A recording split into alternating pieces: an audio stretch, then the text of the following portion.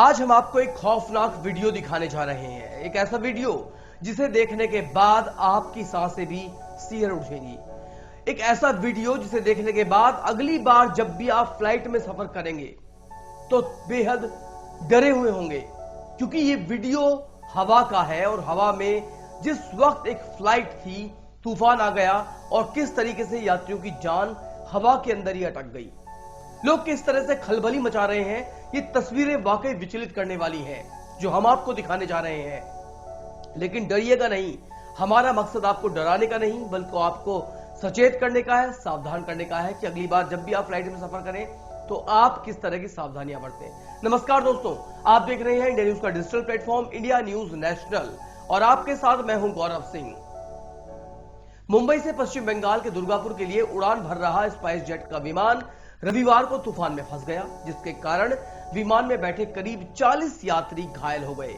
इनमें से 12 यात्रियों को इतनी गंभीर चोटें आई हैं कि उनकी हालत अभी भी चिंताजनक बनी हुई है। स्पाइस जेट के प्रवक्ता ने कहा है कि 179 सीट वाला बोइंग 737-800 विमान तूफान के कारण घटना का शिकार हुआ है। यह घटना विमान के दुर्गापुर हवाई अड्डे पर उतरने के दौरान हुई है और सूत्रों के मुताबिक विमान में तूफान के कारण सभी यात्री घबरा गए थे और केबिन में रखा सारा सामान यात्रियों पर गिर गया, जिसके कारण यात्रियों को गंभीर चोटें आई हैं। वहीं एयर टर्बुलेंस का शिकार हुए स्पाइस जेट के विमान के भीतर का एक डरावना वीडियो सामने आया है, जिसमें विमान के भीतर मची आपाधापी, खलबली, डर, दहशत, खौफ और एक हद तक हाहाकार की घड़ियों को कैमरे में कैद किया गया है।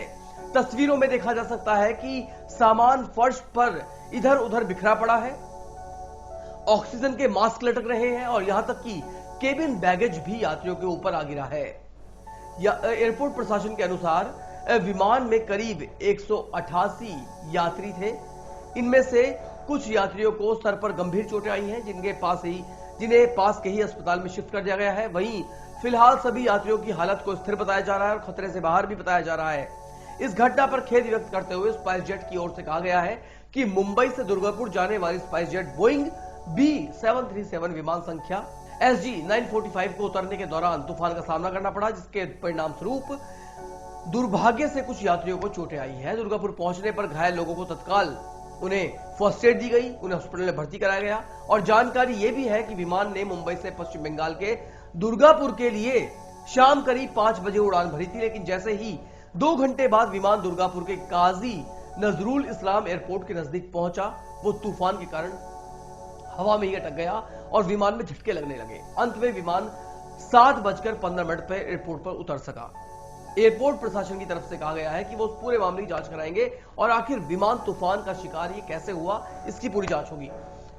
अब तक हमने आपको खबर बताई है, अब समझिए कि आखिर हुआ क्या है।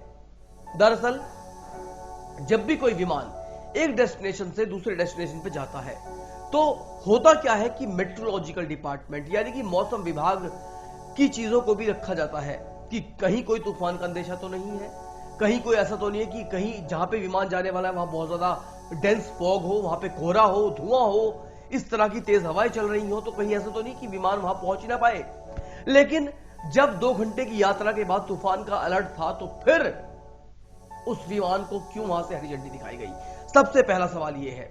दूसरा सवाल यह है कि क्या मेट्रोलॉजिकल डिपार्टमेंट ने अलर्ट दिया ही नहीं था या फिर उसकी चीजों पर ध्यान ही नहीं गया मैनेजमेंट का और उन्होंने एकदम से विमान को उड़ा दिया। सवाल विमान के दुर्घटनाग्रस्त होने का यह उसकी सेफ लैंडिंग का नहीं है, सवाल है 188 लोगों की जानों का। अगर मान लीजिए कि हवा में कोई हादसा हो जाता तो इन 188 लोगों की जिंदगी का जिम्मेदार कौन था? आखिर किसकी जिम्मेदारी थी कि वो विमान को, वो घटना की जिम्मेदारी अपने ऊपर ले ले कि हां हमारी गलती से हादसा हुआ है? क्या स्पाइस जेट की, क्या एयरपोर्ट अथॉरिटीज की, क्या आखिर जिम्मेदारी किसकी थी? 188 लोगों की जिंदगी का सवाल है और सिर्फ 2 घंटे की यात्रा। 2 घंटे की यात्रा में क्यों एयरपोर्ट अथॉरिटीज को यह पता नहीं लग पाया कि अब आगे जाने वाली जगह पर तूफान का अंदेशा है? खैर छोड़िए ये बात भी। जिस वक्त तूफान का शिकार हो रहा था विमान, हवा में लटका हुआ था, यात्रियों के गले में सांसें अटकी हुई थी, उन्हें पल पल अपनी मौत दिखाई दे रही थी। उस वक्त वहां पर सिक्योरिटी बनाए रखने की, व्यवस्था को बनाए रखने की जिम्मेदारी किसकी थी? केबिन क्रू किस लिए होता है? क्यों उन्हें नहीं समझाया गया कि आप सेफ लैंडिंग कर जाएंगे, आप तसल्ली से बैठिए? और यहां मैं थोड़ी सी गलती यात्रियों की बताना चाहूंगा। आपाधापी किस चीज का सोल्यूशन नहीं है।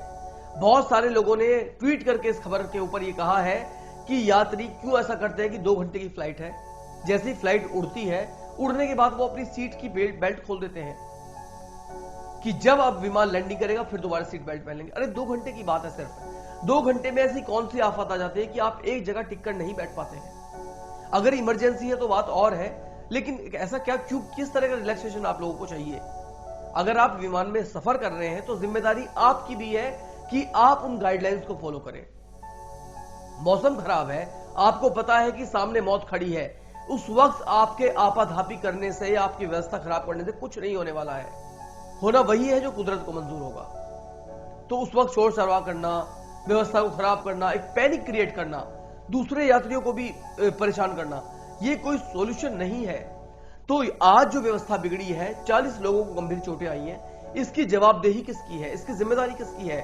और आखिर कौन जिम्मेदार है इस व्यवस्था के लिए, जो व्यवस्था कल विमान हादसे के दौरान सामने देखने को मिली?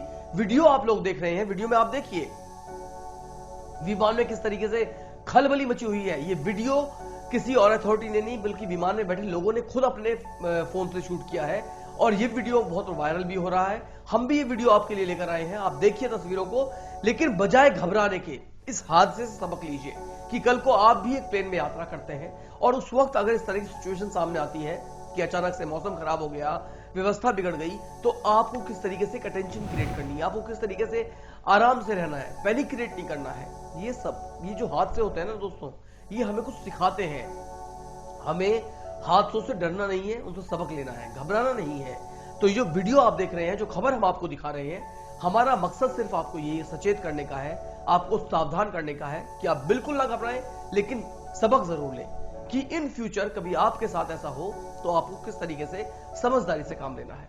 इस वीडियो में बस इतना ही, लेकिन देश और दुनिया की हर बड़ी खबर के लिए आप लगातार देखते रहिए इंडिया न्यूज नेशनल, क्योंकि खबरों का सिलसिला यहां लगातार जारी रहेगा और हम ऐसे ही आपको लगातार खबरों से, देश दुनिया की बड़ी हलचलों से बाखबर करते रहेंगे। धन्यवाद दोस्तों। अगर आपको हमारा ये वीडियो पसंद आया हो तो वीडियो को लाइक करें और चैनल को सब्सक्राइब करें, और हाँ, बेल आइकन को दबाना ना भूलें ताकि आप तक वीडियो का नोटिफिकेशन पहुंचता रहे। देश और दुनिया की तमाम खबरों के लिए देखते रहिए इंडिया न्यूज नेशनल।